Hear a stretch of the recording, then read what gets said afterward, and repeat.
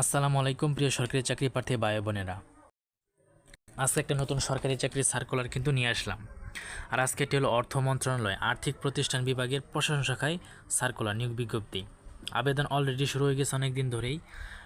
দিব ভিডিওটা ভাবছি, তবু দেওয়া হলো না, আজকে দিয়ে দিলাম ইনশাল্লাহ।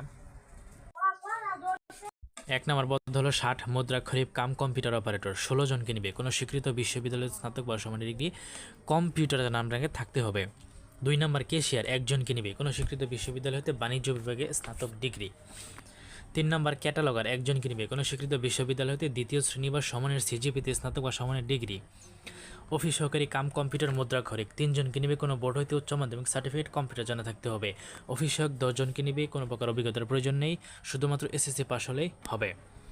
ওকে, তো এটা কিন্তু মোটামুটি অনেকজনকে নিবে, করলে করতে পারেন। শর্ত নিয়মাবলী, সকল জেলার প্রার্থীগণ কিন্তু আবেদন করতে পারবেন পুরো বাংলাদেশ থেকে।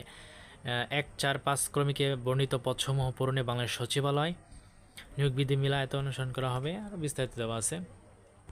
সকল পদে 1 মে 2026 থেকে প্রার্থীর বয়স 18 থেকে 32 বছরের মধ্যে হতে হবে এবং 1 ও 4 নং পদের ক্ষেত্রে বিভাগীয় প্রার্থীদের সর্বোচ্চ বয়সীমা 40 বছর পর্যন্ত শিথিলযোগ্য। আচ্ছা, তারপর আপনার কী ভাইবার সময় কাগজ সত্যায়িত ফটোকপি কিন্তু আপনাকে দেখাতে হবে।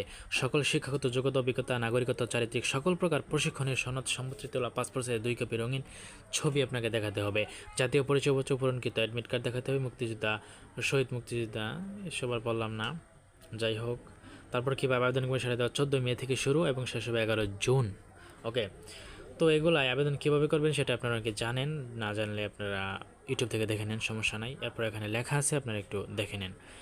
তারপর আপনার আছে আবেদন শেষ তারিখ ও সময়ের জন্য অপেক্ষা না করে যথেষ্ট সময় নিয়ে কিন্তু আবেদন সম্পন্ন করতে হবে আপনাকে, এটা আপনাকে বলে দিচ্ছে।